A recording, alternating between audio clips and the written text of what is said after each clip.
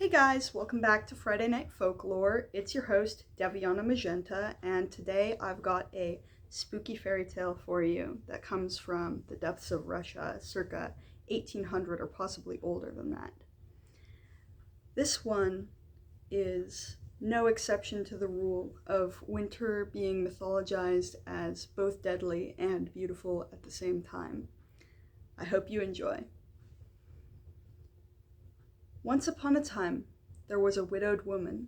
She had a daughter and a stepdaughter, and the three lived in a cabin in the woods.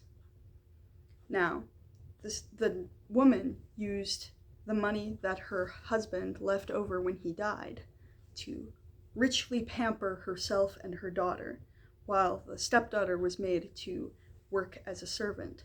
But when winter fell, the woman quickly realized that she had burned through all the inheritance money that was left over, and that if she didn't do something, all three of them were going to starve. So she said to the stepdaughter, "You must go out into the woods and go to this specific spot and wait there. Somebody will come to take you away." But what she didn't say is that somebody was Frost, the spirit of winter, who comes to take away the breath of those who starve to death. Now, this daughter, she wasn't falling for this. She knew what was going on, but she also knew that there really wasn't anything she could do about it, and that she had no choice but to go along. So she took the sleigh and she went to this specific clearing that the mother had designated and waited there. And as night began to fall, it began to get very, very cold.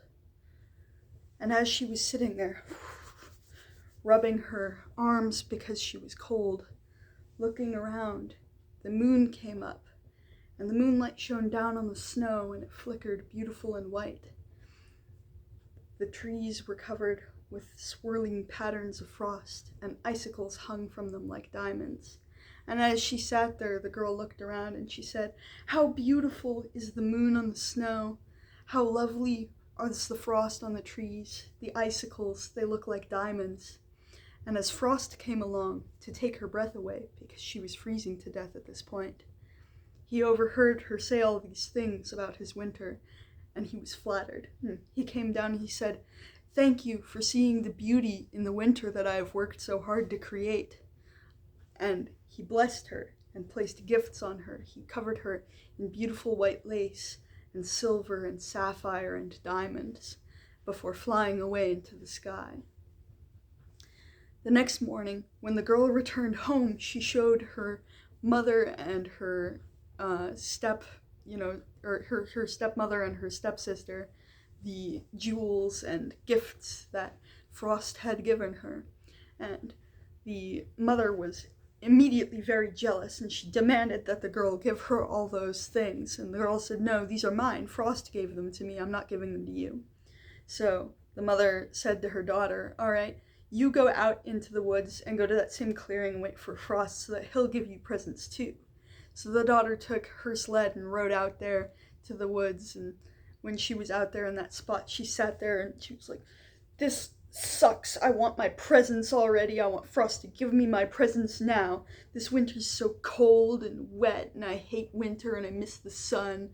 And Frost came along and he overheard her saying all these things, and he came down and landed on the sled and looked at her like, and she said, "Frost, you give me my presents now. You gave them to my half-sister, and I'm far more beautiful than she is. I deserve presents more."